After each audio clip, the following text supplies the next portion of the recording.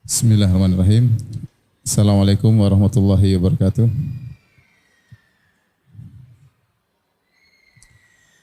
Alhamdulillahi ala ihsanih wa syukru lahu ala taufiqihi wa amtinanih. Asyhadu an la ilaha illallah wahdahu la syarika lahu ta'ziman li sya'nih. Wa asyhadu anna Muhammadan abduhu wa rasuluhu da'ila ridwanih. Allahumma salli alaihi wa ala alihi wa ashabihi wa ikhwani. Hadirin dan hadirat yang dirahmati oleh Allah Subhanahu wa taala. Alhamdulillah, puji dan syukur kita panjatkan kepada Allah Subhanahu wa taala atas segala limpahan karunia, kenikmatan yang Allah berikan kepada kita yang tiada henti-hentinya. Sehingga pada pagi hari ini kita bisa berkumpul di tempat ini dalam rangka untuk saling menasihati. Semoga pertemuan kita diberkahi oleh Allah Subhanahu wa taala. Salawat dan salam semoga tercurahkan selalu kepada junjungan kita Nabi Muhammad sallallahu alaihi wasallam dan juga kepada keluarganya serta seluruh sahabat beliau tanpa terkecuali. Hadirin dan hadirat yang dirahmati oleh Allah Subhanahu wa taala. Topik yang akan kita bahas pada kesempatan pagi hari ini adalah tentang 10 hal yang bisa menggugurkan dosa-dosa seorang hamba. 10 hal yang bisa menggugurkan dosa-dosa seorang hamba. Sesungguhnya surga adalah dar at-taibul mahab. Kata Al-Imam Ibnu Qayyim rahimahullah ta'ala dalam kitabnya Al-Wabilus Shayyib, surga adalah negeri yang berisi suatu yang suci, yang murni, tidak terkontaminasi dengan kotoran sedikit pun dan tidak terkontaminasi dengan najis sedikit pun. Sebaliknya neraka jahanam adalah dar al-khubth al-mahad, yaitu negeri yang murni isinya hanyalah najis, isinya hanyalah dosa, isinya hanyalah keburukan, tidak ada sedikit pun kebaikan di dalamnya. Maka seseorang kalau ingin masuk ke dalam surga, maka dia harus bersih dari segala bentuk najis yang mengotori dirinya. Dia harus bersih dari segala bentuk dosa yang mengotori dirinya. Apakah najis kesyirikan, ataukah najis kemaksiatan, ataukah najis kebid'ahan. Maka dia harus bersih dari najis-najis tersebut agar dia bisa masuk dalam surga. Karena Allah tidak mengizinkan orang untuk masuk surga kecuali orang-orang yang thayyibin, yaitu orang-orang yang mereka bersih. Allah Subhanahu wa taala berfirman dalam Al-Qur'an, "Alladzina tatawaffahumul malaikatu thayyibina yaquluna salamun alaikum udkhulul jannata bima kuntum ta'malun." Dalam surat An-Nahl kata Allah Subhanahu wa taala, dan orang-orang yang diwafatkan oleh para malaikat thayyibin dalam kondisi baik, itu dalam kondisi bersih diri mereka, ya. Yaquluna salamun alaikum. Maka malaikat berkata kepada orang-orang yang suci tersebut, keselamatan bagi kalian. Udkhulul jannata bima kuntum ta'malun. Masuklah kalian ke dalam surga karena amal perbuatan kalian. Di sini perhatikan Allah Subhanahu wa taala mensifati para penghuni surga yang akan masuk surga dengan thayyibin, yaitu orang-orang yang bersih, yang suci. Dalam ayat yang lain di akhir surat Az-Zumar, Allah Subhanahu wa taala juga berfirman, wasiqal ladzina taqaw rabbahum ilal jannati zumara hatta idza ja'uha wa futihat abwabuha wa qala lahum khazanatuha salamun alaikum tibtum fadkhuluha khalidin. Kata Allah Subhanahu wa taala, maka orang-orang yang bertakwa kepada Rabb mereka digiring menuju pintu surga, yaitu setelah mereka melalui tahapan-tahapan di padang mahsyar, akhirnya di ujungnya mereka digiring ke menuju surga. Ya, sampailah mereka tiba di pintu surga. Wa futihat abwabuha, kemudian pintu surga pun dibukakan bagi mereka. Wa qala lahum khazanatuha, maka para penjaga surga berkata, salamun alaikum, keselamatan atas kalian, tibtum, sungguhnya kalian dalam kondisi thayyibin, yaitu dalam kondisi suci. Fadkhuluha khalidin, masuklah kalian ke dalam surga dengan kekal abadi. Ini dalil menunjukkan bahwasanya para penghuni surga harus bersih tubuh mereka dari najis apapun, najis kesyirikan, najis kebid'ahan, najis kemaksiatan. Kalau tidak bersih, mereka tidak bisa masuk dalam surga. Karena sebagaimana saya katakan tadi, Ibnul Qayyim rahimahullah mengatakan surga adalah dar at-tib al-mahad, yaitu negeri yang murni berisi dengan kesucian, tidak mungkin terkontaminasi dengan najis, dengan kotoran sedikit pun. Sebelum saya lanjutkan, Al-Imam Ibnul Qayyim rahimahullah taala dalam kitabnya Al-Wabil Sayyib menyebutkan 3 negeri di akhirat kelak. Pertama, dar at-tib al-mahad, yaitu negeri yang murni isinya kesucian, yaitu surga. Kemudian dar al-khubthil mahad, yaitu negeri yang isinya najis murni, tidak ada kesucian sedikit pun, yaitu nerakanya orang-orang kafir.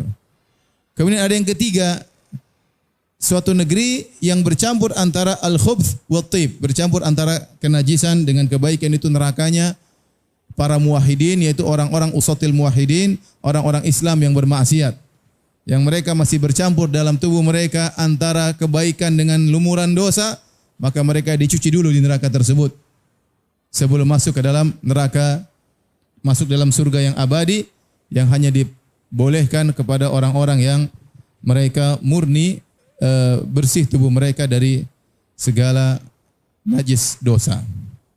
Taib. Ini semua menunjukkan bahwasanya seorang berusaha mensucikan dirinya dari dosa-dosa agar dia mudah masuk dalam surga yang kekal abadi.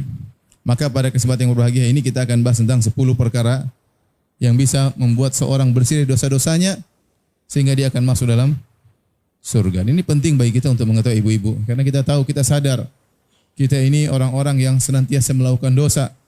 Kata Allah Subhanahu wa taala, ya ibadi innakum tukhti'una bil-laili wan nahar. Wahai hamba-hambaku, kalian melakukan dosa siang dan malam. Demikianlah kegiatan kita. Ya, kita senantiasa berdosa dengan mulut kita, berdosa dengan mata kita, berdosa dengan pendengaran kita, berdosa dengan komentar kita. Ya. Dan kita ingin dosa-dosa kita disucikan sebelum, ya kalau bisa sebelum kita meninggal dunia, sehingga dengan mudah dimasukkan ke dalam surga oleh Allah Subhanahu wa taala. Oleh karenanya perlu kita mengenal 10 perkara ini agar bisa kita kerjakan sehingga kita bersih dari najis-najis dosa tersebut. Perkara yang pertama, Bapak dan Ibu yang dirahmati Allah Subhanahu wa taala, agar seorang bisa bersih dari dosa adalah bertobat kepada Allah Subhanahu wa taala. Bertobat kepada Allah Subhanahu wa taala. Ini perkara yang sangat luar biasa jika orang diberi taufik oleh Allah untuk bisa bertobat sebelum meninggal dunia. Ya. Sehingga kalau dia bertobat sebelum meninggal dunia, maka dia memupuskan seluruh cita-cita iblis dan syaitan. Iblis dan syaitan ingin agar dia sebelum meninggal dalam kondisi bermaksiat, berdosa, sehingga bisa menemani dia di neraka jahanam. Tapi jika seorang tenggelam dalam kemaksiatan, tahu-tahu di penghujung hayatnya dia bertobat kepada Allah, selesai urusan. Bukankah Nabi SAW bersabda, at-taibu minadz-dzamb kaman la dzamba lahu?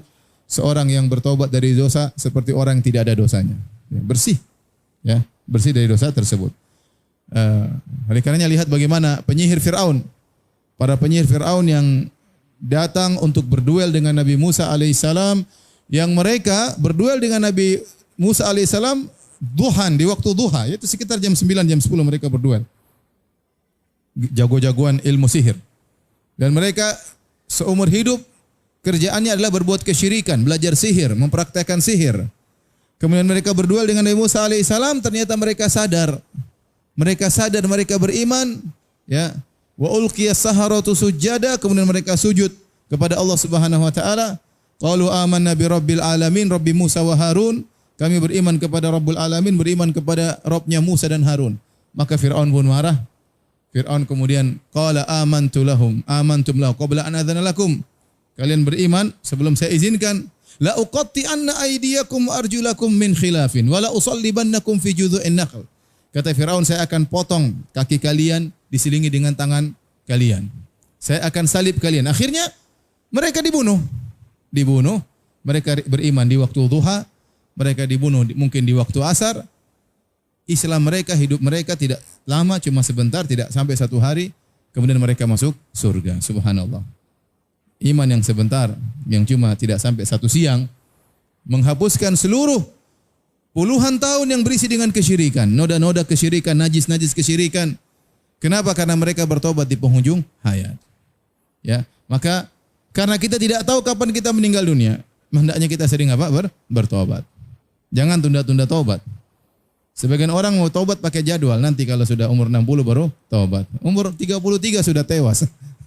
Masih jauh dari jadwal. Kalau saya sudah pensiun baru bertobat, subhanallah. Jangan seorang berusaha untuk banyak bertobat. Oleh karenanya Allah berfirman, ya ayyuhalladzina amanu tubu ilallahi taubatan nasuha. Orang beriman bertobatlah kepada Allah dengan taubat yang sungguhnya. Nah, apa syarat taubat? Syarat taubat kata para ulama ya, 3 yang intinya. Yang pertama yaitu al-iqla' anidham, meninggalkan dosa yang sedang dia lakukan. Yang kedua, an-nadam, menyesali perbuatannya. Yang ketiga, al-azm ala adamil audah, yaitu bertekad untuk tidak mengulangi. 3 ini. Pertama, meninggalkan. Yang kedua, menyesali. Yang ketiga, bertekad untuk tidak kembali. Kalau terpenuhi 3 ini dalam hati seorang, maka taubatnya diterima. Taubatnya diterima dan pasti diterima taubatnya. Dengan syarat dia memenuhi persyaratan ini. Allah berfirman, alam ya'lamu annallaha yaqbalu taubatan ibadih. Tidakkah mereka ketahui bahwasanya Allah menerima taubat dari hambanya? Allah Maha menerima taubat. Innahu, ya, di antara sifat-sifat Allah, Tawwabur Rahim. Allah Maha penerima taubat. At-Tawwab yaitu Maha penerima taubat. Maka bisa dipastikan kalau orang bertaubat pasti diterima taubatnya, enggak usah ragu. Tapi yang jadi masalah kata Ibnu Qayyim rahimahullahu taala, apakah kita memenuhi persyaratan taubat, itu yang jadi masalah. Apakah kita tatkala bertaubat kita memenuhi persyaratan taubat? Sebagian orang bertaubat dia bukan karena Allah, tapi karena takut sakit ya. Karena kata dokter tinggalkan perbuatan itu ya. Atau takut dicela orang-orang, takut dicela manusia. Kenapa enggak lagi main judi? Aduh, tetanggaku marah-marah semuanya. Ya. Kenapa enggak lagi minum khamar, tidak minum bir lagi? Istriku ngamuk-ngamuk tiap hari. Ya, kenapa lagi tidak begini, tidak begini? Dia meninggalkannya bukan karena Allah, tapi karena takut ucapan manusia. Itu bukan taubat namanya. Ya, bukan taubat. Taubat itu meninggal karena Allah, menyesali, ya, bukan membangga-banggakan. Saya dulu begini, bangga-banggakan, enggak. Ya. Saya dulu bajingan, ini bajingan ente bangga-banggakan ngapain ini? Ya. Mamer-mamerkan tato-tatonya terdahulu ngapain? Sudah taubat jangan pamer-pamerkan apa? Maksiat yang sudah kita lakukan, enggak usah. Kemudian bertekad untuk tidak mengulanginya. Kalau sudah terpenuhi ini, maka pasti taubatnya diterima oleh Allah Subhanahu wa taala. Ibu tolong rapat-rapat sedikit biar ibu yang lain bisa masuk. Baik, Bapak-bapak yang dirahmati Allah Subhanahu wa taala, kita lanjutkan. Jadi penggugur dosa yang paling utama adalah bertobat kepada Allah Subhanahu wa taala, ya. Maka sungguh beruntung orang yang diberi taufik oleh Allah sehingga dia sering bertobat, terutama dia bertobat sebelum meninggal dunia. Namun ternyata penggugur dosa bukan cuma tobat saja. Sebagian orang menyangka hanya tobat saja yang bisa menggugurkan dosa. Ternyata ada sebab-sebab yang lain. Kita katakan tadi ada sekitar 10 sebab. Kita baru membahas sebab yang pertama. Sebab yang kedua, agar dosa-dosa seorang diampuni oleh Allah Subhanahu wa taala, agar najis-najis dosa di tubuhnya bisa berguguran, adalah beristighfar. Beristighfar.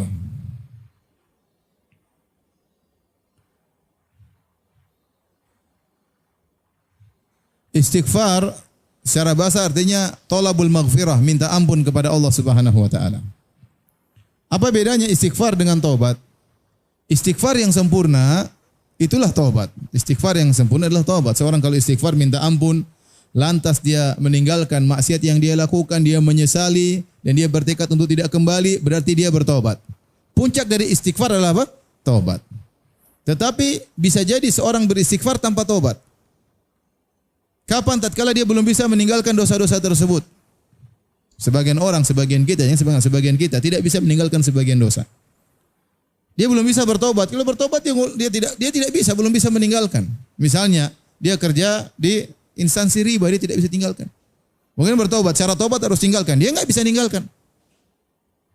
Meninggalkan belum mampu, imannya enggak kuat, takut, khawatir tidak bisa kasih makan anaknya, khawatir dimusuhin oleh orang tuanya sehingga dia tetap terjebak dalam kemaksiatan. Apakah dia bisa bertobat? Enggak bisa bertobat. Terus apa yang dia lakukan? Dia istighfar. Astagfirullah, astagfirullah, astagfirullah. Ya Allah ampunilah aku belum bisa meninggalkan maksiat ini. Apakah bermanfaat istighfarnya? Bermanfaat. Dia mohon ampun kepada Allah meskipun dia belum bisa meninggalkannya. Ini bedanya istighfar dengan apa? Taubat. Istighfar yang sempurna adalah apa? Taubat. Ya. Dan banyak di antara kita. Contoh seperti Saya sering katakan dosa di zaman sekarang ini, misalnya kita sebagai laki-laki, betapa sering kita melihat wanita terbuka auratnya, tiap hari kita lihat. Di YouTube, di Facebook, di Instagram, tiap hari kita lihat. Mau perempuan bule atau perempuan bule potan, kita lihat. Karena kita nggak bisa hindari, tapi kita lihat. Nonton berita, sekarang nonton berita virus corona. Yang bawa berita pakai jilbab enggak? Enggak. Beritanya menarik, pembawa beritanya lebih menarik lagi. Sehingga kita terkadang tidak bisa menghindari. Contoh, itu dosa yang tidak bisa kita hindari. Kita tobat nggak bisa. Apa yang kita lakukan? Astagfirullah, astagfirullah, astagfirullah. Semoga Allah mengampuni dosa-dosa kita. Maka seorang, apakah dia bisa mencapai derajat tobat atau tidak? Karena bisa jadi seorang tobat dalam satu dosa tertentu dan dosa lain nggak bisa tobat. Ada orang seperti itu dan banyak. Dia tidak bisa tobat secara total. Dia tobat dari sebagian dosa, belum bisa tobat dari sebagian dosa. Apa yang dia lakukan? Terus beristighfar. Maka benarlah sabda Nabi SAW, tuba liman wajada fi sahifatihi istighfaran kathiran. Sungguh beruntung orang yang mendapat di dalam catatan amalnya banyak istighfar. Sungguh beruntung orang tersebut. Nanti kalau dia meninggal dunia, kemudian di akhirat dibuka catatan amalnya, isinya banyaknya apa? Istighfar. Kenapa? Dia sering istighfar, dosa-dosanya akan digugurkan oleh Allah Subhanahu wa taala. Maka ibu-ibu yang dirahmati Allah Subhanahu wa taala, jangan melamun, jangan bengong. Ibu lagi masak sambil istighfar. Astagfirullah, astagfirullah. Sambil naik motor apa? Istighfar. Sambil jemput anak, istighfar. Sambil jemput anak, nunggu anak, istighfar. Ya. Perbanyak istighfar, ibu yang dirahmati Allah Subhanahu wa taala. Jangan waktu habis buat browsing aja. Ya. Bandingkan ibu jujur, waktu kita untuk Allah dengan waktu untuk browsing dibandingkan. Kebanyakan waktu untuk browsing. Apalagi ibu bahan browsingnya banyak. Browsing tas saja butuh waktu tersendiri. Browsing sepatu, browsing dompet, browsing, yang penting jangan browsing suami orang ya. Kadang-kadang lihat berita artis-artis macam-macam. Ya. Kata orang, suami orang meninggal, ibu pada nangis. Suaminya masih hidup diomel-omelin ya. Istighfar ibu-ibu. Istighfar. Benar atau tidak ibu-ibu? Suami orang menangis, suami orang meninggal, ibu menangis atau tidak? Sebagian nangis. Sebagian terharu. Ya. Suaminya sendiri diomelin. Masih hidup lagi. Tunggu meninggal baru ditangisin. Taib, yang dirahmati, ibu yang dirahmati Allah Subhanahu wa taala, kita lanjutkan. Jadi di antara ibadah yang mulia istighfar, dan itu mengugurkan dosa-dosa. Istighfar artinya thalabul maghfirah, itu kita berdoa. Astagfirullah. Sebenarnya kita istighfar, kita berdoa. Makanya kita tahu apa syarat doa agar diterima oleh Allah. Kata Nabi SAW, wa'lamu anna Allah la yastajibu du'aan min qalbin ghafilin lahin. Ketahuilah Allah tidak akan menerima, mengabulkan doa dari orang yang hatinya lalai. Allah tidak akan menerima doa, mengabulkan doa dari orang yang hatinya lalai. Karena istighfar adalah bagian dari doa. Istighfar itu memohon kepada Allah, mohon ampunan. Maka seorang tatkala beristighfar dia konsen, astagfirullah, astagfirullah, sambil menghayati, ya Allah saya banyak dosa, astagfirullah, astagfirullah. Dan benar kita ini banyak dosa, ibu. Ya, tidak ada di antara kita yang suci. Ya, dosa mendengar, dosa melihat, dosa hati, dosa terhadap orang tua, dosa terhadap suami, dosa terhadap anak-anak, dosa terhadap tetangga, ya. Banyak, ya. Kurang menjalankan perintah Allah Subhanahu wa taala, masih malas baca Quran, masih malas salat malam, masih malas. Banyak yang kita masih penuh kekurangan. Maka seorang hamba menyadari dirinya, berbanyak istighfar. Apa susahnya kita mengatakan apa? Astagfirullah, astagfirullah, astagfirullah, astagfirullah. Ya, kita boleh zikir pagi 100 kali astagfirullah, zikir petang astagfirullah 100 kali. Bahkan kita sedang bermajelis, Nabi tatkala bermajelis, para sahabat dengar Nabi mengatakan, Rabbi ghufirli wa tub alayya innaka antat tawwabur rahim 100 kali. Habis salat duha kita boleh duduk, Allahumma ghufirli wa tub alayya innaka tawwabur rahim 1 kali sampai 100 kali. Jadi perbanyak istighfar. Habis salat, assalamualaikum, assalamualaikum, astagfirullah, astagfirullah, astagfirullah. Habis salat malam, wabil asharihum yastaghfirun. Dan mereka di waktu sahur mereka beristighfar. Ya. Subhanallah. Jadi ini ibadah yang agung, banyak istighfar.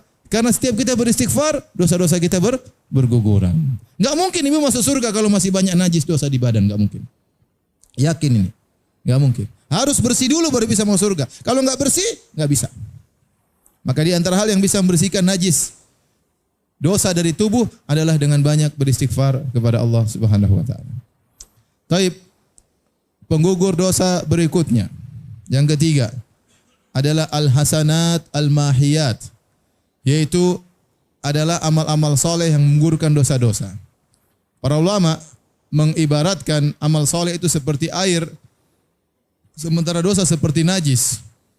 Maka perbanyaklah untuk memiliki air agar najis-najis mudah dihapuskan. Dan kalau kita sudah memiliki air yang banyak, ada najis dikit, enggak pengaruh. Misalnya kita punya kolam renang air yang banyak, tahu-tahu ada mungkin kencing sedikit, mungkin ada kotoran apa sedikit, enggak pengaruh. Kenapa? Air kita banyak. Dan Nabi SAW bersabda, "Idza balagal ma'u qullataini lam yahmilul khabath." Kalau air sudah mencapai 2 kullah, 200 liter, maka tidak akan mengandung najis. Artinya kalau air banyak, maka dosa-dosa tidak dianggap. Nah, kita berusaha beramal soleh, karena amal soleh itu ibarat daripada air yang mensucikan. Ya. Nabi SAW bersabda contohnya, as-salawatul khams, al-umrah ilal umrah, Ramadan ila Ramadan, Jum'ah ilal Jum'ah, kafaratun lima bainahunna idza syunibatil kabair. Kata Nabi, salat 5 waktu, Jumat yang 1 sampai Jumat berikutnya, Ramadan yang 1 sampai Ramadan berikutnya, umrah yang 1 sampai umrah yang berikutnya akan menghapuskan dosa-dosa di antara keduanya. Kata Nabi SAW, tabi'u bainal haji wal umrah, fa innahuma yanfiyani al-faqr wa dhunub, kama yanfil kir khabathal hadid. Ikut sertakanlah haji dan umrah. Kalau sudah haji, umrah lagi. Kalau sudah umrah, haji lagi. Karena kedua perkara ini, haji dan umrah, akan menghapuskan kemiskinan dan menghapuskan dosa-dosa sebagaimana alat pandai besi akan menghilangkan karat besi. Kalau punya rezeki tidak ada masalah kita umrah. Tiap tahun umrah sekali tidak ada masalah. Ya. Jangan umrah tiap bulan ya. Ya. Karena repot banyak. Kalau saya tidak apa karena saya guide, pembimbing. Tapi kalau ibu kan banyak kewajiban ya. Tapi paling tidak kalau punya rezeki setahun sekali kita umrah. Masya Allah. Menggugurkan dosa-dosa, menghilangkan kemiskinan. Haji yang mabrur, kata Nabi SAW, man hajja lillah, walam yarfuth, walam yafsuk, raja'a min dhunubika yaumin waladatuhu umuh. Barang siapa yang berhaji karena Allah, lillah. Man hajja hadzal baita lillah. Barang siapa berhaji karena Allah, bukan karena riya, bukan karena pamer. Bukan karena ingin selfie-selfian, bukan. Tapi dia berhaji karena Allah, bukan karena ingin dipanggil Pak Haji. Walam yafsuk walam yarfus, tidak bermaksiat tatkala hajian dan tidak melakukan pelanggaran berupa rayuan kepada suami padahal sedang masih dalam kondisi ihram. Apa yang Allah berikan? Raja'a min dzunubika yaumin waladatuhu ummuhu, akan bersih dari dosa-dosanya seperti baru dilahirkan dari perut ibunya. Masya Allah. Kita sudah kumpulkan catatan amal kita, isinya hitam, merah, hitam, merah, hitam, merah. Kemudian kita haji mabrur, bersih lagi seluruhnya. Masya Allah. Amal ibadah yang luar biasa. Ya. Oleh karenanya, selama kita masih hidup, ibu yang dirahmati Allah Subhanahu wa taala, berusaha beramal soleh sebanyak-banyaknya agar dosa-dosa kita diampuni. Apa kata Nabi, kata Allah Subhanahu wa taala? Wa aqimis salata tarafayn nahari wa zulafan minal lail. Innal hasanati yudhibna sayyi'at. Kata Allah Subhanahu wa taala, dirikanlah salat di pagi hari dan petang hari dan di malam hari. Sungguhnya kebaikan-kebaikan akan menghilangkan dosa-dosa. Ini kasusnya bagaimana? Ayat ini turun gara-gara ada seorang pemuda, seorang lelaki sahabat, dia bermaksiat. Dia melihat seorang wanita di ujung kota Madinah, dia tidak sabar. Akhirnya dia cium itu wanita, dia pegang itu wanita dan dia tidak gauli. Setelah itu dia merasa berdosa. Dia merasa berdosa. Gelisah karena dia telah melakukan dosa, menyentuh wanita yang tidak halal baginya. Maka dia pun pergi kepada Nabi SAW. Dia berkata, ya Rasulullah, akim alaihi haddan. Ya Rasulullah, tegakkan hukum had bagiku. Dan kita tahu, kalau berzina baru ada hukum had. Dan kalau hanya memegang, mencium, merayu, tidak ada hukum had. Maka dia berkata, ya Rasulullah, akim alaihi haddan. Ya Rasulullah, tegakkan hukum had. Maka Nabi tidak menjawab. Kemudian diikomatkan. Kemudian dia sholat berjamaah bersama Nabi SAW. Setelah dia sholat, Nabi bertanya, as-sholaita ma'ana? Kau tadi sholat sama saya tidak? Kata dia iya. Maka turunlah firman Allah, innal hasanati yudhibna sayyi'at. Dirikanlah sholat, sungguhnya kebaikan-kebaikan bisa menghilangkan dosa-dosa. Ternyata sholat berjamaahnya tadi menggugurkan apa? Dosanya. Ini dalil bahwasanya amal soleh bisa menggugurkan dosa. Tapi bapak-bapak jangan salah paham ya. Lah cium sana cium sini tinggal sholat berjamaah. Enggak. Ini kasusnya beda. Dia datang gelisah ya, takut. Bukan cium sana cium sini besok mau cium lagi, enggak. Karena sebagian orang terkadang salah paham ya. Ya. Gampang sekali diampuni ya Ustaz. Ya beda. Beda-beda orang. Tobat bertingkat-tingkat. Istighfar bertingkat-tingkat. Tidak sama. Satu istighfar, kualitasnya bisa beda. Contoh, ada seorang wanita di zaman Nabi berzina, kemudian dia laporkan dirinya. Kemudian Nabi tegakkan hukum rajam. Meninggallah wanita tersebut. Kemudian Nabi menyolat jenazah kepada wanita tersebut. Umar berkata, ya Rasulullah, Anda menyolatinya padahal dia berzina. Apa kata Nabi SAW? Laqad tabat taubatan. Lau qusimat ala sab'ina min ahlil madinati lawasi'athum. Kata Nabi, wanita ini tobatnya luar biasa. Dia bertobat dengan tobat yang agung. Kalau dibagi untuk 70 orang tobat dari penduduk Madinah masih cukup. Ini menunjukkan tobat orang bertingkat-tingkat. Istighfar orang bertingkat-tingkat, hijrah orang bertingkat-tingkat, totalitasnya bertingkat-tingkat, beda-beda, tidak sama. Ya. Oleh karenanya, ya, di antara hal yang bisa membuat kita diampuni dosa-dosa adalah dengan banyak melakukan amal soleh.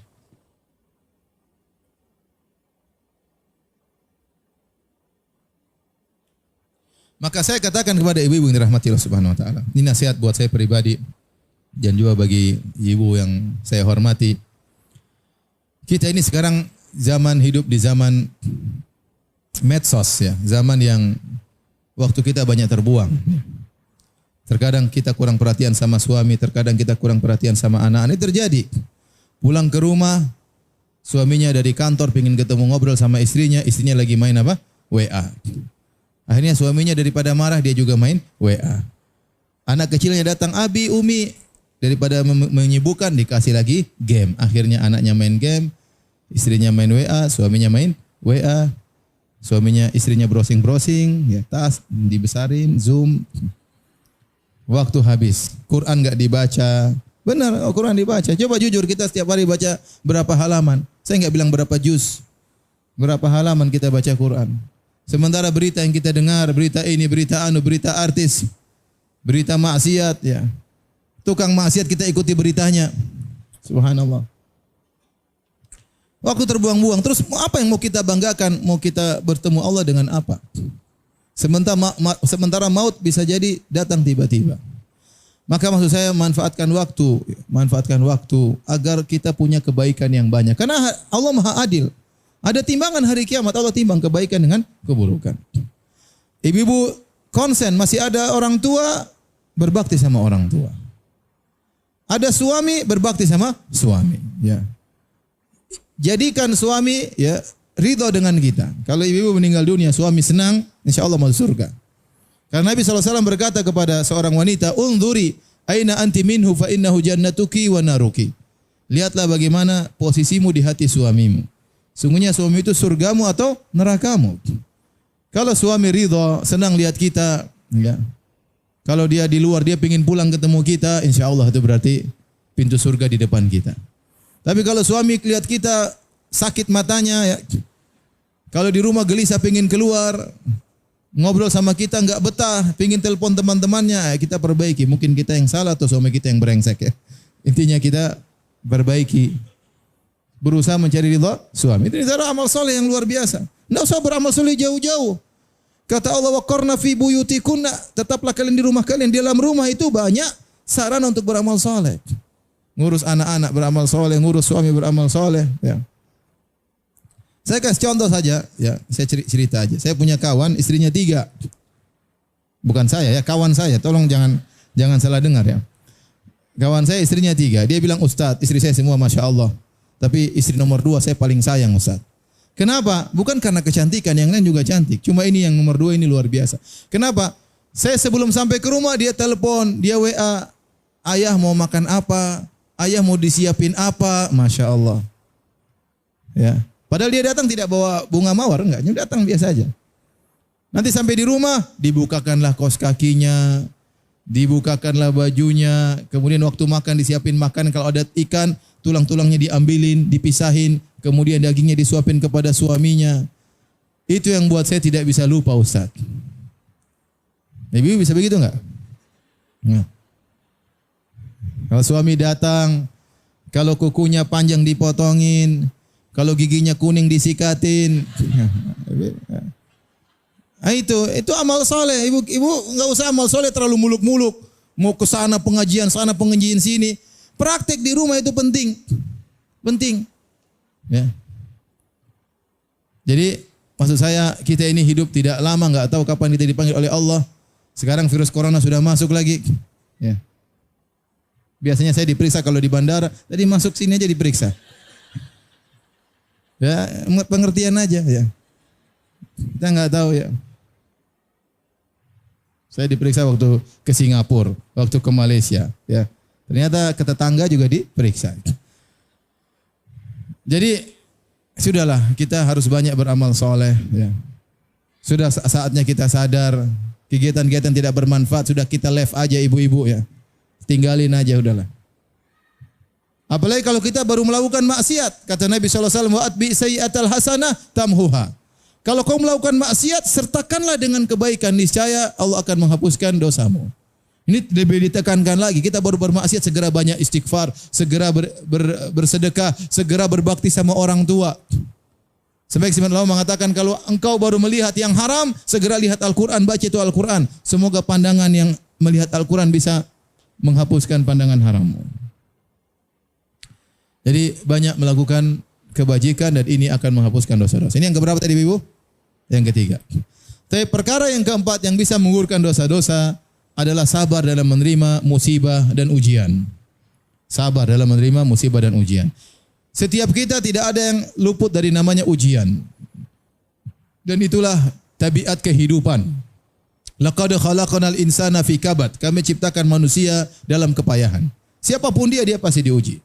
Mau dia presiden, mau dia jenderal, mau dia kopral, mau dia ibu rumah tangga, mau dia laki-laki, perempuan, bos, anak buah, satpam, semuanya pasti diuji. Entah diuji dengan ekonominya, entah diuji dengan anak buahnya, entah diuji dengan bosnya, ada yang diuji dengan mertuanya, ada yang diuji dengan suaminya, ada yang diuji dengan istrinya, ada yang diuji dengan anak-anaknya, ada yang diuji dengan tetangganya brengsek, masing-masing diuji. Nah, setiap musibah yang menimpa kita tidak otomatis menggugurkan dosa-dosa kita. Karena yang Allah lihat bukan musibahnya, tapi yang Allah lihat adalah bagaimana sikapmu menghadapi musibah tersebut. Itulah yang bisa mendatangkan pahala, yang bisa menggugurkan dosa-dosa. Ya. Makanya jika orang dikasih musibah, ternyata dia ngamuk, dia tidak dapat pahala, bahkan dapat dosa. Kata Nabi SAW, Laisa minna man darabal khududa wa syaqqal juyuba wa da'a bid'awal jahiliyah. Bukan dari golongan kami orang kalau terkena musibah dia tampar-tampar wajahnya. Dia robek-robek bajunya. Dia menyeru dengan seruan jahiliyah. Kata Nabi bukan dari golongan kami. Ya, kalau ibu terkena musibah, banting piring, subhanallah. Banting pintu, gebrak. Kalau anaknya bisa dibanting, banting anaknya. Kalau suaminya bisa dibanting, banting suaminya. Ini seperti ini dia berarti tidak sabar. Apakah dapat pahala? Enggak. Saya ceritakan seorang wanita. Dua sikap yang berbeda. Seorang wanita misalnya suaminya menjengkelkan, ngomel-ngomelin dia. Kamu perempuan brengsek, gembrot, pesek, pendek misalnya. Ini parah suami ini ya. Tapi kemudian dia menangis, dia mengeluh kepada Allah Subhanahu wa taala. Dia jawab dengan baik, wahai suamiku, jangan kau celah diriku ya. Ini satu, ini dapat pahala. Yang satu digituin, sudah. Dia banting suaminya. Dia banting pintu. Ya enggak dapat pahala. Karena sekedar hanya musibah tidak menggugurkan dosa. Tapi sikap kita menghadapi musibah itulah yang akan menggugurkan apa? Dosa. Oleh karena Nabi SAW bersabda, La yusibul muslim min nasabin wala wasabin wala hammin wala hazanin wala ghammin wala adhan wala syauka hatta syauka yushakuha illa kafarallahu bi khotoyahu. Tidaklah menimpa seorang muslim atau muslimah berupa keletihan atau sakit atau kesedihan atau kekhawatiran atau kegelisahan atau gangguan dari orang lain atau duri yang mengenainya kecuali Allah akan menghapuskan dosa-dosanya. Ibu-ibu letih ngurus anak, ngurus suami enggak gampang, letih ya. Persiapkan baju suami ya. Kalau suami mau safar, siapkan kopernya ya dan segalanya. Ini letih, bersih-bersih rumah. Diniatkan karena Allah. Ini aja keletihan ini, yang itu bukan musibah, hanya sekedar rutinitas harian. Itu dapat pahala ibu-ibu. Itu menggugurkan apa? Menggugurkan dosa-dosa. Kalau ibu dikasih sakit oleh Allah, sabar. Nabi pernah berkata kepada seorang wanita, la tasubbil humma fa innaha tudhibu khotoya bani Adam kama yudhibul kir khabathal hadid. Janganlah engkau mencela demam. Sungguhnya demam itu bisa menghilangkan dosa-dosa sebagaimana alat pandai besi menghilangkan karat besi. Demam, ya, demam. Orang terkena penyakit sabar. Ya, terkena penyakit sabar. Oleh karenanya Nabi menyebutkan kalau orang terkena wabah apapun, corona dan yang lainnya, kemudian dia sabar, maka dia mati syahid. Dia mati apa? Syahid. Sabar. Dia tahu ini dari sisi Allah. Dia tahu dia tidak bisa menghindar. Dia sabar, ya. Tawakal, maka kalau dia meninggal dia mati syahid. Jadi ibu-ibu terkena musibah apapun, penyakit, jangan ngamuk-ngamuk, jangan ya Allah kok enggak sembuh-sembuh ya Allah. Itu enggak boleh seperti itu. Enggak boleh mengeluh. Sakit iya, sakit nih, enggak apa-apa, tapi jangan protes kepada Allah. Ya. Kemudian kesedihan. Kalau seorang mengalami kesedihan, teringat masa lalu yang tidak bisa hilang, selalu terngiang-ngiang di telinganya, selalu terbetik dalam hatinya perkara-perkara keindahan yang dia telah luputkan. Misalnya seorang ibu, anaknya meninggal, dia ingat terus anaknya. Lihat mainan anaknya, nangis lagi. Lihat foto anaknya, nangis lagi. Kesedihan, maka ini menggugurkan dosa-dosanya kalau dia bersabar karena Allah. Kekhawatiran, hamin itu kekhawatiran tentang masa depan. Seperti kita ini sekarang, dengar corona. Ada kegelisahan atau tidak? Ada. Kekhawatiran ada. Mau safar khawatir, mau pergi ke tempat keramaian khawatir, ada. Manusiawi. Ya. Kekhawatiran ini kalau kita hadapi karena Allah Subhanahu wa taala mengurangi apa? Dosa-dosa. Kegelisahan. Kata Nabi, wala adzan, gangguan orang lain. Orang mengganggu kita, orang ambil harta kita, orang ganggu usaha kita, orang ganggu suami kita, diganggu. Ya. Orang mencela kita, netizen mengganggu kita. Ini kalau kita sabar, bukan kita ngomel-ngomel, ngamuk-ngamuk, kita sabar, ngurangi dosa-dosa. Sabar. Sampai duri yang mengenai seseorang juga akan mengurangi apa? Dosa-dosa. Jadi musibah yang menimpa kita hadapi dengan tenang. Nah, kalau kita menghadapi musibah, ada 3 kemungkinan ibu-ibu yang dirahmati Allah Subhanahu wa taala. Yang pertama, marah. Maka ini tidak dapat pahala, bahkan dapat dosa. Kata Nabi, "Wa man sakhita falahu sukhtu." Barang siapa yang murka, maka bagi dia kemurkaan Allah Subhanahu wa taala. Protes dengan Allah, ngamuk, banting sana banting sini, dia enggak dapat pahala. Yang kedua, dia sabar. Ini derajat yang harus dia sabar agar dia dapat pahala. Yang ketiga, derajat yang tinggi, tidak semua orang bisa melakukannya, ridha. Apa itu ridha? Dia nyaman, dia nikmati musibah tersebut. Kita susah mencapai derajat ridha. Contohnya gimana? Sakit gigi. Kalau yang pertama, ini apa nih kurang ajar, marah-marah, itu namanya nggak dapat pahala. Tetap aja bengkak-bengkaknya nggak hilang, omelannya tambah membuat sakit giginya. Yang kedua, bersabar, ya Allah, sakitnya sabar, sakit tadi Allah, sakit minum obat, sakit sabar, dapat pahala. Yang ketiga, nikmati, nggak apa-apa, nggak sembuh juga nggak apa-apa. Dia nikmati. Bedanya antara sabar dengan ridho, kalau sabar berharap musibah itu hilang, kalau ridho tidak berharap. Dan kita susah mencapai derajat apa? Ridho. Tapi ada orang seperti itu. Ada orang seperti itu. Contoh, saya pernah ketemu seorang hajian sama saya. Dia cuci darah setiap hari, manual. Dia karena hajian dia ada selang masuk sini, ada klep keluar di sini. Jadi dia bawa alat pembersih sendiri. Satu hari 2 kali, 1 kali, entah berapa menit saya lupa. Dia pernah bilang sama saya, Ustadz, boleh enggak saya berdoa Ustadz agar saya senantiasa demikian? Saya tidak ingin sembuh Ustadz. Kenapa? Benar, setelah saya mengalami penyakit ini banyak hikmah saya yang dapatkan. Saya selalu ingat Allah Subhanahu wa taala. Saya tidak sombong, saya tidak angkuh. Dia cerita, ya, artinya dia merasa musibah tersebut nikmat bagi dia. Ini namanya dia ridha. Namanya apa? Ridha. Ya. Dan ini butuh ilmu agar seorang bisa ridha dengan musibah yang menimpanya. Tapi minimal seorang bersabar. Jika dia bersabar, maka dosa-dosanya akan digugurkan. Taib, sebab yang berikutnya adalah doa dari orang lain. Doa bisa dari malaikat, bisa dari orang lain. Malaikat mendoakan orang-orang yang beriman. Dalam ayat Allah berfirman, "Alladzina yahmiluna al-arsya wa man hawlahu yusabbihuna bihamdi rabbihim wa yu'minuna bihi wa yastaghfiruna lilladzina amanu rabbana wasi'ta kulla syai'in rahmatan wa ilma faghfir lilladzina tabu wattaba'u sabilaka wa qihim adzabal jahim rabbana wa adkhilhum jannati adnin allati wa'adtahum wa man salaha min abaihim wa azwajihim wa dzurriyyatihim innaka antal azizul hakim wa qihimus sayyi'at. Doa yang panjang kata Allah dalam surat Ghafir, dan para malaikat yang memikul arsy Allah dan para malaikat yang berada di sekitar arsy Allah, mereka bertasbih kepada Allah dan mereka beriman kepada Allah dan mereka berdoa. Mereka berkata, ya Rabb kami, ampunilah orang-orang yang bertobat kepadamu, yang mengikuti jalanmu. Ya Rabb kami, jauhkanlah mereka dari siksa api neraka. Ya Rabb kami, masukkanlah mereka ke dalam surga bersama orang tua mereka yang soleh, istri mereka yang soleh, anak-anak mereka yang soleh. Bayangkan malaikat doakan orang-orang yang bertobat. Contohnya lagi, kata Nabi SAW, jika seorang mendoakan saudaranya bidhahril ghaib, yaitu orang lain tidak tahu dia doakan saudaranya, maka malaikat berkata kepadanya, walaka bimithl, semoga kau mendapatkan seperti apa yang kau mintakan buat saudaramu.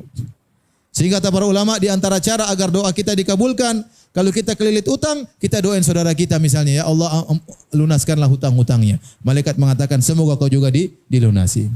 Ya. Orang yang bersedekah, maka malaikat mendoakan mereka di pagi hari, Allahumma a'ti munfiqan khalafan.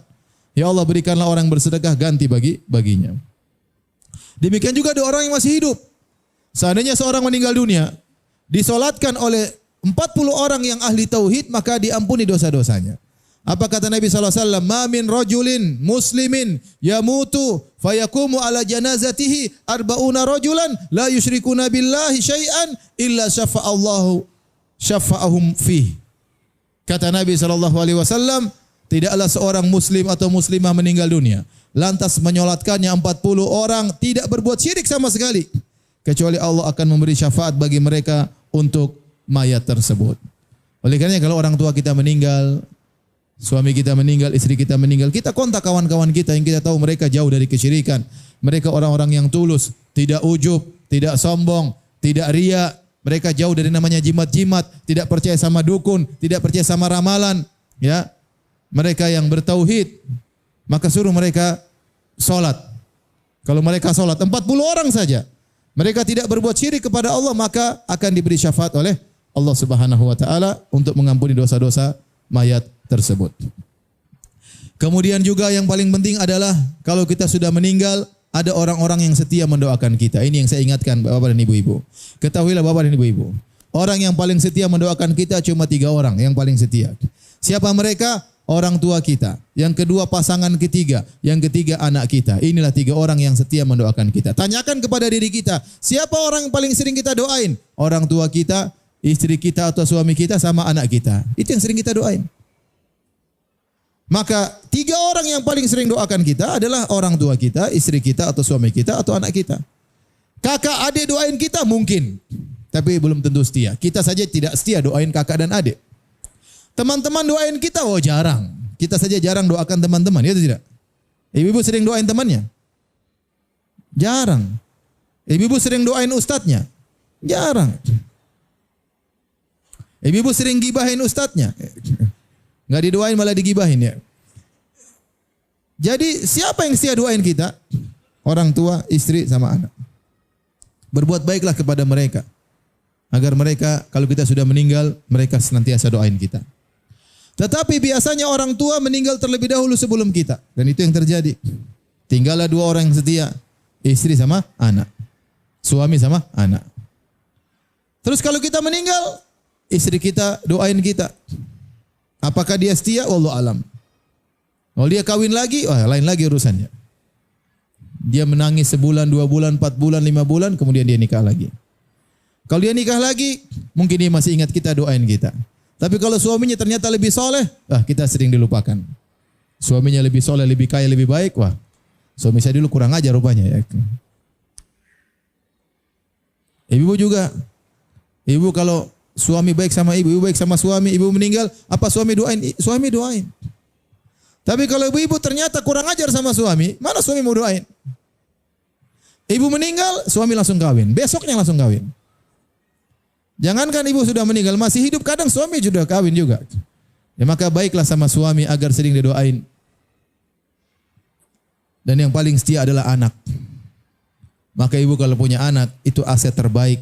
Makanya Nabi sebutkan di antara 3 amalan yang masih tersisa kalau seorang meninggal dunia, waladun solihun yadu'ulahu, anak soleh yang mendoakannya. Itu anak pegang erat-erat. Ajar dengan kebaikan, sabar mendidik mereka. Duduk sama mereka, ngobrol, kasih nasihat-nasihat. Terkadang kita sikapi sebagai anak, terkadang kita sikapi sebagai kawan, ngomong dengan mereka. Percuma anak kita berhasil dunianya, pejabat, doktor, tapi dia tidak beragama. Kalau dia tidak beragama, malah sholat. Kapan mau doakan kita? Untuk doain dia saja dia nggak pernah doain, apalagi doain kita. Taruhlah anak kita dari sisi duniawinya ternyata lambat. Mungkin dia terbelakang otaknya, mungkin dia bodoh secara dunia. Tapi ternyata dia rajin sholat. Itulah yang akan doain kita kalau sudah meninggal dalam kuburan. Siapa yang doain? Ini anak-anak seperti ini. Oleh karenanya jangan kita hanya tujuannya anak saya jadi orang berhasil dunianya. Lihat juga agamanya, nasihati dia. Ajarin baca Quran. Ajarin zikir pagi petang. Ajarin nak doain abi. Ini lafalnya. Rabbi ghufirli wali walidayya warhamhuma kama rabbayani shaghira. Nak ucapkan doain dalam solatmu. Dalam sujudmu, duduk di antara 2 sujud, doain abi dan umi. Ajarin. Karena kalau kita sudah meninggal, anak kita mungkin masih hidup 40 tahun lagi, 50 tahun lagi, kita dalam alam barzah. Siapa yang nemani? Kalau bukan doa dari anak-anak. Teman-teman doain, jarang. Jangan terlalu berharap sama kawan-kawan. Belum tentu mereka setia mendoakan kita. Ini sangat penting. Di antara yang bisa menggugurkan dosa-dosa adalah doa orang-orang yang sayang kepada kita. Tapi yang berikutnya, yang keenam yang bisa menggugurkan dosa-dosa adalah amalan soleh yang dikerjakan orang lain untuk kita. Amalan soleh yang dikerjakan orang lain untuk kita. Para ulama sepakat ada 2 amal soleh yang kalau dikerjakan oleh orang lain untuk kita maka sampai kepada kita. Yang pertama adalah haji dan umrah, yang kedua adalah sedekah. Yang pertama haji dan umrah, yang kedua adalah sedekah. Kalau ada orang bersedekah atas nama kita, misalnya kawan kita, waduh kawan saya dulu baiknya, dia sedekah atas nama kita, kita sudah meninggal. Maka sampai kepada kita dan ini mengurangi dosa-dosa. Ada seorang mungkin masih ingat kita, anak kita, istri kita, orang tua kita, anakku sudah meninggal atau suamiku sudah meninggal, saya ingin hajikan. Maka pahalanya buat kita. Ini boleh. Adapun selain daripada sedekah dan haji dan umrah, seperti mengirim pahala bacaan Quran, maka ini ada khilaf di kalangan para ulama. Ada khilaf. Ada yang mengatakan sampai, ada yang mengatakan tidak sampai. Tetapi yang sepakat adalah sedekah, haji dan umrah. Ya, ini maka sepakat kalau ada orang yang menghajikan kita akan sampai kepada kita dan ini membantu menggugurkan dosa-dosa kita. Taib. Saya cerita sedikit ya. Ada seorang pendeta di pedalaman Kalimantan. Dia masuk Islam gara-gara sebuah risalah kecil tulisannya Syekh Abdul Razak hafizahullah ta'ala tentang asbabus sa'adah, sebab-sebab kebahagiaan. Sampailah risalah tersebut kepada pendeta tersebut, dia baca, kemudian dia tertarik, akhirnya dia masuk Islam. Kemudian dia tulis surat pakai bahasa Indonesia buat Syekh berterima kasih dan dia doakan Syekh dan dia kasih hadiah, dia titipkan kepada kawan saya yang tinggal di pedalaman Kalimantan. Akhirnya dia berusaha menemui Syekh. Syekh datang beberapa kali ke Jakarta. Syekh Abdul Razak hafizahullah ta'ala. Tidak ketemu, akhirnya dia meninggal dunia. Pendeta ini meninggal dunia. Intinya surat itu sampai kepada saya. Hadiahnya juga sampai kepada saya. Kemudian saya terjemahkan surat tersebut ke bahasa Arab, saya berikan kepada Syekh. Ini pendeta. Subhanallah, akhirnya surat tersebut dibaca oleh salah seorang kaya di kota Madinah. Namanya Syekh Yusuf Al-Utair. Hafizahullah ta'ala. Orang biasa tapi dia orang kaya. Pemilik, setahu saya pemilik tower sofa di Mekah. Tahu ya? Pernah tidur di situ belum? Ya, sebagian sudah ya. Maka dia bilang sama Syekh, ya Syekh, ini pendeta saya hajikan dia. Subhanallah. Bagaimana seorang di pedalaman Kalimantan dihajikan sama orang kaya di kota Madinah. Tapi kalau Allah berkehendak, terjadi apa yang terjadi. Saya kadang pikir subhanallah, bagaimana bisa? Mungkin itu pendeta waktu masuk Islam tulus niatnya. Bagaimana yang hajikan dia bukan kerabatnya, bukan temannya, tidak pernah ketemu. Yang hajikan seorang saudagar kaya raya di kota Madinah, menghajikan pendeta tersebut. Dan itu sampai dengan ijma' kesepakatan para ulama. Taib berikutnya yang bisa menggugurkan dosa-dosa adalah fitnah kubur dan dhammatul qabr. Apa itu fitnah kubur? Seorang mukmin ditanya oleh malaikat, man rabbuk wa madinuk wa man nabiyyuk? Siapa Tuhanmu? Siapa nabimu, apa agamamu? Difitnah, diuji oleh malaikat Munkar dan Nakir. Seorang sabar menghadapinya, menjawabnya, ini juga menggugurkan dosa-dosa kata para ulama. Di antaranya dhammatul qabr. Dhammatul qabr itu himpitan yang dialami oleh seorang mukmin tatkala dalam kuburan. Dialami oleh orang mukmin. Bahkan kata Nabi SAW, "Lau kana ahadun najian," kalau ada seorang yang selamat dari himpitan kuburan, la naja minha Sa'ad bin Mu'adz, maka Sa'ad bin Mu'adz akan selamat dari himpitan kuburan tersebut. Tetapi Sa'ad bin Mu'adz yang dijamin masuk surga ternyata tidak selamat dari himpitan tersebut. Siapa Sa'ad bin Mu'adz radhiyallahu anhu? Adalah salah seorang pemimpin kaum Ansar yang kata Nabi SAW, ihtazza arsyur rahman li mauti Sa'ad. Arsy Allah bergoyang, bergetar gara-gara wafatnya Sa'ad bin Mu'adz. Ini orang hebat. Tetapi ketika dia meninggal, dia juga merasakan himpitan kubur. Apakah itu azab kubur? Bukan. Tapi dia adalah suatu yang peristiwa yang harus dilewati orang dalam kubur. Sama seperti seorang akan meninggal dunia, mengalami sakaratul maut. Apakah sakaratul maut adalah siksaan? Bukan. Tapi itu adalah kondisi yang berat yang menggugurkan dosa-dosa seseorang. Makanya Nabi SAW juga mengalami sakaratul maut. Kata Nabi, la ilaha illallah inna lil mauti la sakarat. Sungguh pada kematian ada kondisi yang berat. Itu bukan siksaan, tapi itu mengurangi apa? Dosa-dosa atau mengangkat derajat seseorang. Oleh karenanya terkadang Allah mentakdirkan ada sebagian orang Islam yang sebelum meninggal dia mengalami sakit. Untuk apa? Membersihkan dosa-dosanya, menggugurkan dosa-dosanya. Demikian juga seorang masuk dalam kuburan, dia mengalami himpitan, kemudian dilapangkan kembali. Himpitan tersebut yang dia alami juga menghapuskan apa? Dosa-dosanya. Yang berikutnya yang ketujuh, di antara yang bisa menghapuskan dosa-dosa seseorang adalah berapa? 8. Ya sudah, tidak apa-apa yang 8. Alhamdulillah. Yang ke-8 adalah ahwal yaumil qiyamah, yaitu dahsyatnya hari kiamat. Tatkala manusia dibangkitkan, hufatan, uratan, gurlan, buhman, dalam kondisi tidak beralas kaki, tidak berpakaian, belum disunat, ya, tidak bawa apa-apa. Jangankan membawa emasnya, jangan membawa tasnya, sendal aja enggak ada. Baju saja tidak punya. Kemudian dijemur di bawah terik matahari yang jaraknya 1 mil. Kata para ulama, ini menggugurkan dosa-dosa bagi orang yang beriman. Kemudian dia dihisab, dia dimizan, ditanya, disidang oleh Allah. Ini semua menggugurkan dosa-dosanya. Sampai akhirnya lewat sirat. Lewat sirat, ahaddu minas saif, yang lebih tajam daripada pedang. Ya. Wa ahaddu minas sya'ar, dan lebih tipis daripada rambut. Maka orang-orang akan lewat sirat. Di bawah sirat ada neraka jahanam, di ujungnya pintu surga. Maka kata Nabi ada 3 model orang yang melewati sirat. Yang pertama, najin musallam, yang selamat. Lewat selamat langsung sampai pintu surga. Ini pun bertingkat-tingkat. Ada yang kalbarq, ada yang melewati sirat seperti cahaya, cepat sekali. Ada yang karihil mursalah, seperti angin berhembus tahu-tahu sampai. Ada yang ka'ajawidil khail, lewati seperti kuda yang berlari cepat. Ada yang seperti onta, ada yang berjalan bertatih-tatih. Yang kedua modelnya tidak selamat. Kenapa tidak selamat? Di samping daripada sirat ada khototif dan kalalib. Apa itu kalalib, khototif? Besi-besi tajam yang ada samping kanan, samping kiri sirat, siap mencabik-cabik orang yang melewatinya. Maka ada yang lewat dicabik langsung lempar ke neraka. Dicabik lempar ke neraka. Mereka masuk dalam neraka jahanam. Ini orang muslim semuanya. Orang kafir tidak lewat sirat, langsung masuk neraka. Yang lewat sirat cuma apa? Orang muslim atau yang KTP-nya Islam. Orang munafik, wallahu alam. Karena dosanya banyak, masuk neraka. Ada model ketiga. Kata Nabi SAW, al-mukhardal. Siapa al-mukhardal?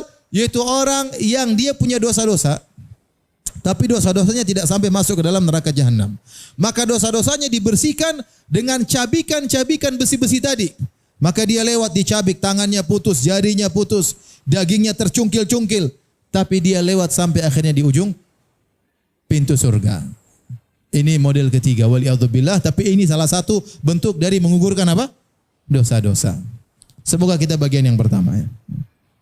Semoga ibu-ibu termasuk dari bagian yang pertama. Ya, makanya sabar dengan suami ya. Taib. Ini yang keberapa tadi ibu? Yang ke-8. Yang ke-9 di antara yang menggugurkan dosa adalah syafaat. Syafaat dari orang-orang yang kenal dengan kita, yang sayang sama kita. Di antaranya syafaat Nabi Muhammad sallallahu alaihi wasallam. Kata Nabi sallallahu alaihi wasallam, "Likulli nabiyyin da'watun mustajabah." Masing-masing nabi punya doa yang pasti dikabulkan.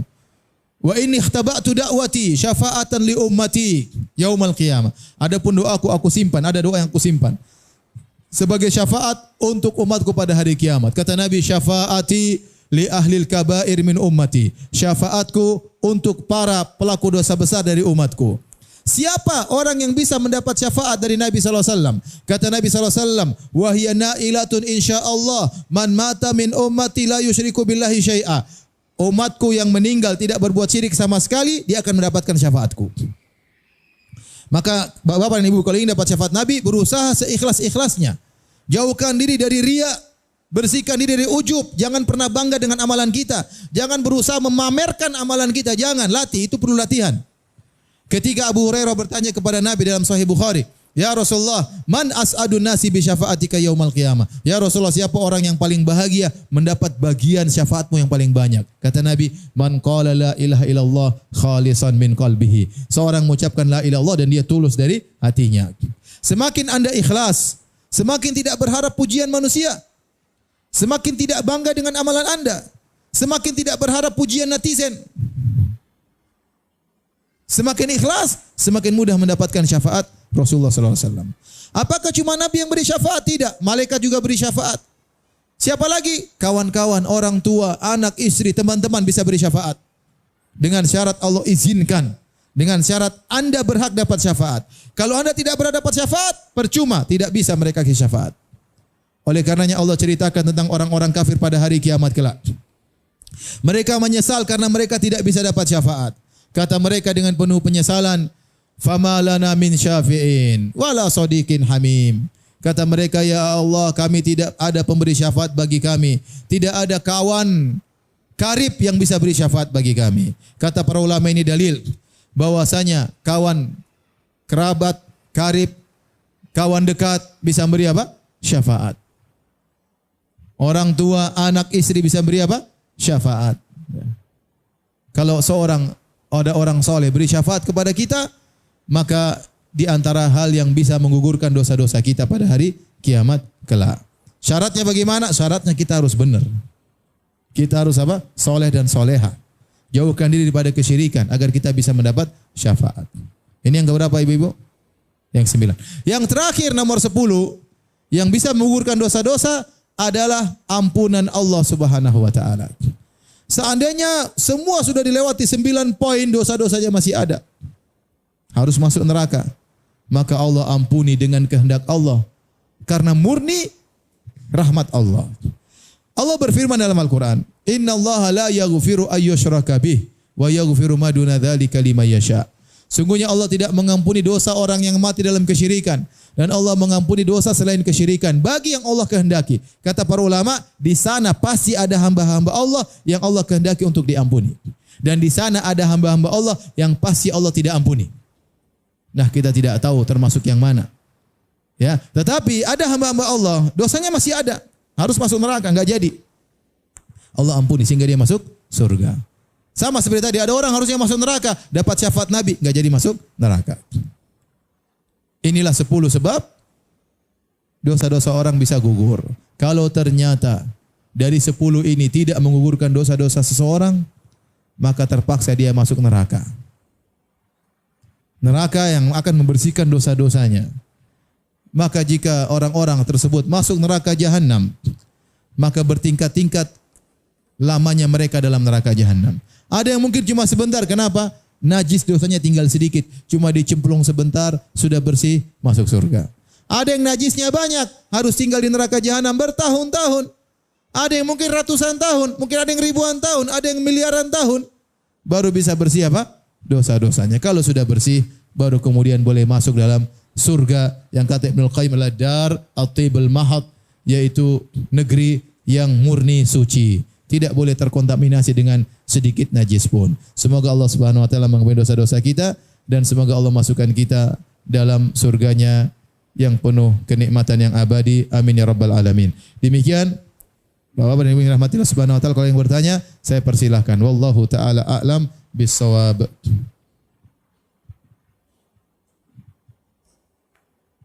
Monggo.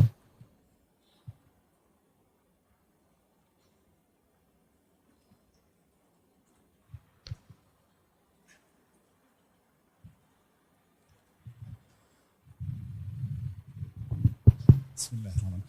Assalamualaikum warahmatullahi wabarakatuh. Begini Tad, saya ingin bertanya, misalkan kita ini taruhlah orang tua yang memang secara ekonomi penghasilan udah nggak ada, untuk bekerja juga udah tidak mampu, terus mengharapkan misalkan kita dengan menghadiri kajian ini keberkahan dari menghadiri kajian. Gitu. Terima kasih Tad. Assalamualaikum warahmatullahi wabarakatuh. Salam warahmatullahi wabarakatuh. Benar kalau sudah nggak ada kegiatan, sudah pensiunan, yang mending cari ilmu ya. Cari ilmu, banyak ngaji, ada pengajian ikut, berharap keberkahan, berharap diampuni dosa-dosanya. Orang yang menuntut ilmu, diampuni dosa-dosanya. Ya. Orang yang menuntut ilmu, di antara sarana agar diampuni dosa-dosa, menuntut apa? Ilmu. Taib. Pertanyaan Ustadz, apakah ada dalilnya? Apakah ada hubungannya penyakit yang diderita seseorang dengan perilaku atau kekhilafan orang tersebut? Misalnya seorang wanita istri sakit tumor rahim. Ada yang bilang kalau penyakit tumor rahim istri suka melawan suaminya. Wah. Ini enggak ada dalilnya. Enggak ada dalilnya. Enggak boleh kita memvonis demikian. Bukankah penyakit? Belum tentu. Penyakit belum tentu siksaan. Terkadang penyakit adalah apa? Ujian.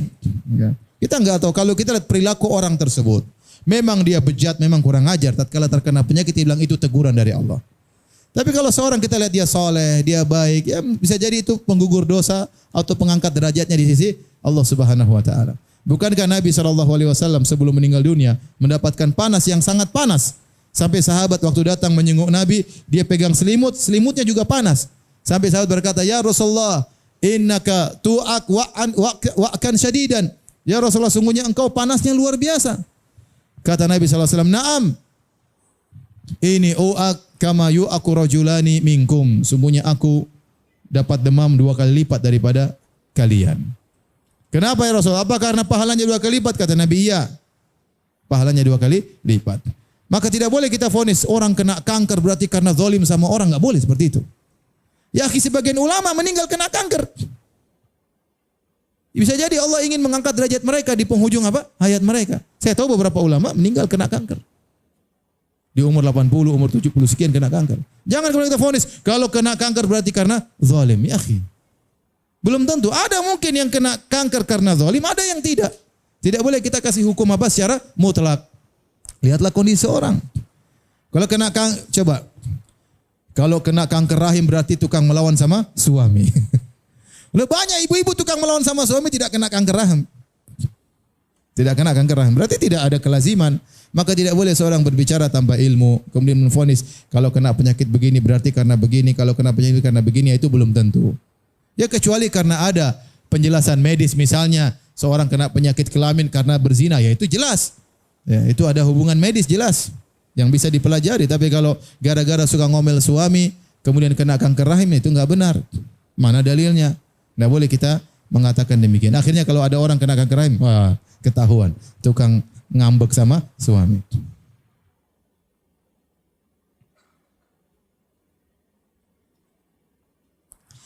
Menggunakan kartu kredit, kredit KPR rumah, kredit mobil. Bagaimana penyelesaian ribanya? Buat diri sendiri dan teman-teman semua. Kalau seorang belum terjebak dalam hal itu semua, maka jangan coba-coba. Ya. Kemarin saja baru istri saya ditelepon dari salah satu bank. "Bu, mau menawarkan kartu kredit." Kredit saya enggak pakai kartu kredit. Enggak, meskipun enggak pakai cuma penawaran. Terus jelasin gini. Iya udah, ya semati ini. Kalau kita belum, maka kita hindari. Kalau sudah berusaha melepaskan diri, lunasi kreditnya kembalikan, jangan pakai lagi. Kalau sudah tidak bisa, sudah terlanjur misalnya KPR rumah, kredit mobil, ya sudah bertobat kepada Allah segera selesaikan. Bertobat kepada Allah segera selesaikan. Kalau ada yang bisa kita pinjamin untuk kita lunasi, kita cicil sama dia, itu yang baik. Kalau nggak bisa mau apa lagi? Ya. segera lunasi dengan sebisa mungkin dan jangan ulangi lagi. Karena kalau kita ulangi lagi maka itu dosa yang argonya berjalan terus. Karena tiap bulan kita riba. Tetapi kalau kita sudah bertobat, insya Allah argo dosanya berhenti, tapi kita segera melunasi dan jangan pernah coba-coba untuk mengulangi lagi. Kapan Anda berani mengulangi lagi? Argo dosa jalan lagi. Dan yang lalu akan dinilai oleh Allah Subhanahu wa taala. Dalilnya apa? Kata Allah Subhanahu wa taala, "Faman ja'ahu mau'izatun min rabbih fantaha falahu ma salafa amru ila Allah, wa man 'ada faulaika ashabun nar hum fiha khalidun." Barang siapa yang telah datang kepadanya peringatan tentang riba, kemudian dia berhenti, bagi dia yang telah lalu, enggak ada masalah. Barang siapa yang kembali lagi, bagi mereka itulah penghuni neraka Jahannam. Tip.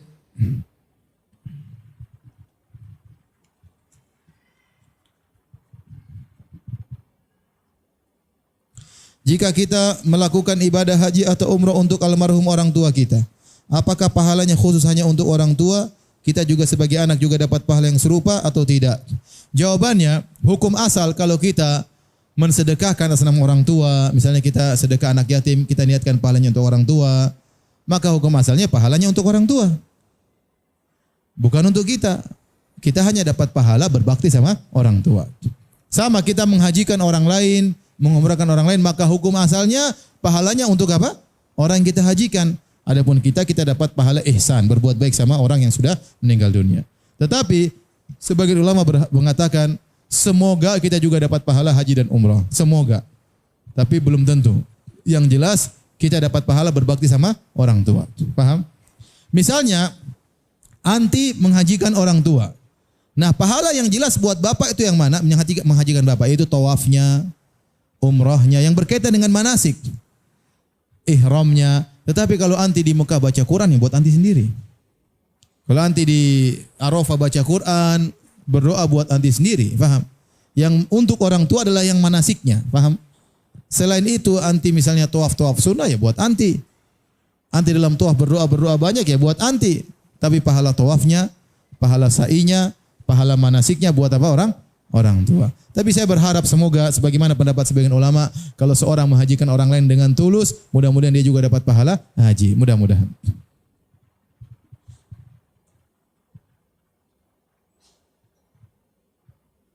Ustadz, mohon doanya agar saya dapat kerja sehingga dapat segera menabung untuk menikah. Semoga dimudahkan oleh Allah Subhanahu wa taala. Antum bangun malam minta kepada Allah, menangis ya. Keluhkan kesedihan antum kepada Allah Subhanahu wa taala. Sebagaimana perkataan Nabi Yakub alaihissalam, "Innama ashku bathi wa husni ila Allah." Aku hanya mengadukan kesedihanku kepada Allah Subhanahu wa taala. Allah Maha mendengar. Husnudzan kepada Allah ya. Jangan khawatir. Apa hukumnya bagi seorang yang pernah disakiti seseorang? Pernah memaafkan orang tersebut tapi belum ikhlas. Ya sudah, ikhlaskan saja. Ya. Jadi ada dua tingkatan memaafkan. Pertama, maafkan, yang lebih tinggi bukan mengikhlaskan, merelakan. Allah mengatakan falyafu wal yasfahu. Maafkanlah dan berlapang dadalah. Maafkanlah dan berlapang dada. Allah mengatakan wa inna sa'ata la'atiyatun fasfahi safhal jamil. Ketahuilah hari kiamat pasti datang, maka lapangkanlah dada dengan cara yang baik. Apa maksudnya? Allah ingatkan, kita ini hidup dunia cuma sebentar. Ngapain kita isi dengan dendam? Kita simpan kejengkelan, ngomel sama orang. Kata Allah, maafkanlah dengan cara yang baik. Apa safhan jamil? Yaitu maafkan tanpa mencela. Ya sudah, saya maafkan. Ini saya dimaki-maki sama dia, sudah ditakdirkan oleh Allah Subhanahu wa taala. Mau saya ngapain lagi? Kalau kita maafkan, kita lapang dada, kita tenteram. Hidup di rumah lebih enak, tidur bisa nyaman, bisa bercanda sama suami. Tapi kalau kita enggak maafkan, setiap lihat orang itu kayaknya kita mau berteriak. Enggak enak hidup seperti itu. Apalagi orangnya kelihatan di mana-mana. Oh, tambah jengkel lagi. Maka sudahlah, ibu-ibu enggak usah dendam. Ngapain dendam? Ibu kalau dendam ya cepat tua. Darah tinggi cepat apa? Naik. Gula cepat naik. Kolesterol cepat banyak. Ya udah, maafkan saja. Maafkan. Dan orang yang paling utama ibu maafkan, suami ibu ya. Perhatikan.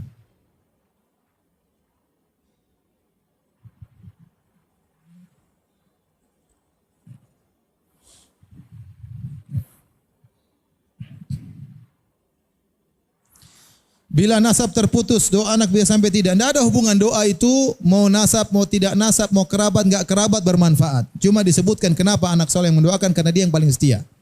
Kita pergi ke kuburan, kita ada nasab enggak sama kuburan? Enggak ada penghuni kubur. Tapi kalau kita doain, ya Allah ampunilah mereka, bermanfaat enggak? Bermanfaat. Paham? Kita doain siapa saja ketemu orang, rahimahullah, semoga Allah merahmatinya, bermanfaat. Tetapi kenapa disebut anak soleh? Karena memang yang benar, yang paling setia mendoakan adalah siapa? Anak soleh. Jadi mendoakan kawan meskipun tidak ada hubungan nasab nggak ada masalah. Contoh ada seorang ngangkat anak. Dia berbaik sama anak tersebut, bukan anak kandungnya, bukan. Tapi anak tersebut tahu diri. Setelah bapak angkatnya, ibu angkatnya meninggal dunia, dia selalu mendoakan. Ya nggak ada masalah, alhamdulillah. Berarti dia tahu diri, dia tahu berterima kasih. Meskipun bukan anak kandung.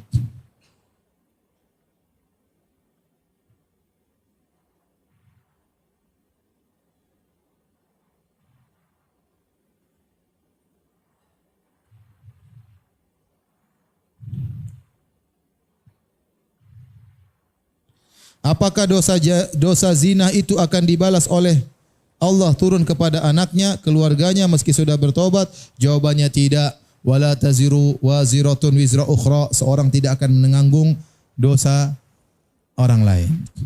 Jangan seperti orang Nasara, bahwasanya Nabi Adam dosa semua tanggung. Seluruh anaknya bawa dosanya Nabi Adam. Padahal Nabi Adam sudah bertobat. Kalau kita Nabi Adam sudah bertobat, sudah selesai. Allah sudah hukum turunkan ke bumi, selesai.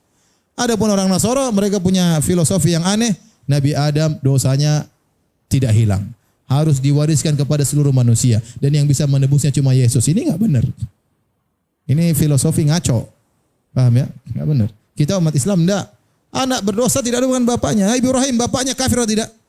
Ibrahim bapaknya kafir atau tidak? Bapaknya kafir. Ibrahimnya enggak. Enggak ada hubungan. Apabila kita ingin bersedekah untuk orang tua yang sudah meninggal, apa kita harus menyebutkan nama orang tua? Tidak perlu, kita niatkan dalam hati, Allah Maha tahu. Contoh misalnya, jadi maksud saya hati-hati. Kita kadang beramal soleh, jangan sampai karena kesombongan. Misalnya kita bangun masjid untuk orang tua. Ya sudah kita niatkan, tidak perlu kita sebutkan masjid tersebut nama bapak aku, tidak perlu. Agar orang-orang tahu bahwasanya kita berbakti telah membangunkan masjid buat bapak. Enggak perlu. Tulis saja masjidnya Masjid Al-Amin, selesai. Yang tahu Allah bahwasanya saya niatkan untuk bapak saya, Allah Maha tahu, sudah selesai. Tidak perlu harus tulis nama bapak, enggak perlu. Sehingga, Masya Allah anak-anaknya soleh ya. Kita khawatir riya. Kalau kita ada riya, pahala kita enggak ada manfaatnya. Maka tidak harus menyebut nama orang tua. Allah Maha tahu.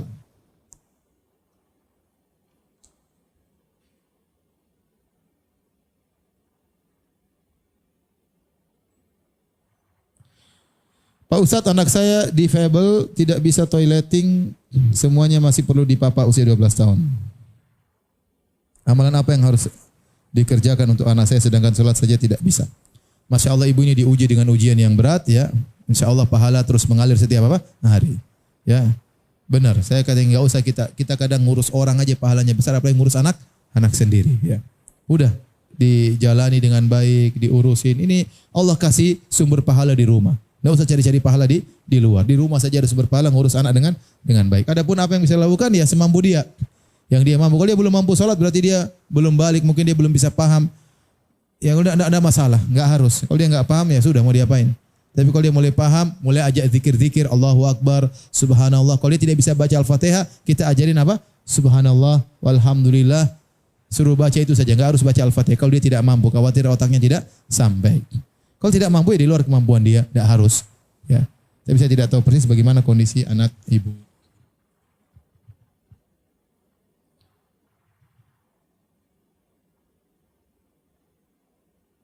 Ustadz, suami baru poligami.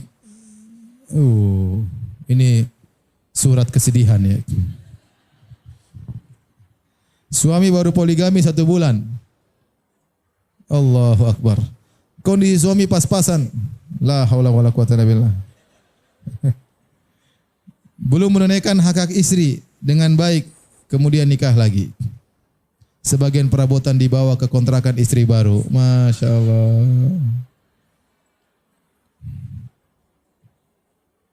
Saat ini suami berkeluh kesah, hal materi kurang. saya hanya bisa bersabar berdoa tiap hari sambil menangis. Apakah hukum suami tidak bisa berbuat adil? Bolehkah saya berdoa, ya Allah kembalikan suami hamba, hentikan hubungannya dengan istri baru? Jangan begitu ya. Kita berdoa, ya Allah, ya mudahkan, kembalikan suamiku kepada jalan yang lurus, mudahkan dia menjalankan apa? Kewajibannya. Jangan kita berangan-angan keburukan. Ya sudahlah dia. Jangan kita bilang semoga suamiku cerai, jangan, itu enggak usah lah. Ini ujian hidup ya. Jalani. Kalau suami kita ceraikan, biar dia cerai sendiri. Jangan kita kasih masukan untuk ceraikan istri yang lain. Nabi melarang. Jangan seorang minta tolaqa ukhtiha litakfi'a ma fi ina'iha. Nabi melarang seorang wanita meminta kepada suami menceraikan madunya agar dia mengambil seluruh bagian dari madunya. Ini haram hukumnya. Enggak boleh. Kalau suami kita ternyata qadarullah poligami, ya sudah, kita bersaing sehat ya. Kita berusaha memperbaiki diri. Oh, salah ngomong enggak? Saya salah ngomong? Hah? Kan enggak boleh minta cerai istri yang lain ya. Ya kita bersaing secara sehat. Caranya kita perbaiki diri, percantik diri, tingkatkan servis ya. Bersabar. Kalau suami lagi di istri yang lain, anggap lagi liburan. Sudah. Liburan 3 hari. Waktunya saya ngaji, waktunya saya kontak teman-teman. Kan indah begitu. Tapi kalau 3 hari suami pergi seakan-akan penderitaan, repot, kasihan. Tinggal kita bagaimana mindsetnya yang benar, ibu-ibu. Ini cuma teori, ibu ya. Karena saya bukan praktisi, jadi saya kurang begitu mengerti ya. Sudahlah, pertanyaan sudah menjurus, jadi sampai sini saja kajian kita. Insya Allah kita bertemu lagi di kesempatan yang lain.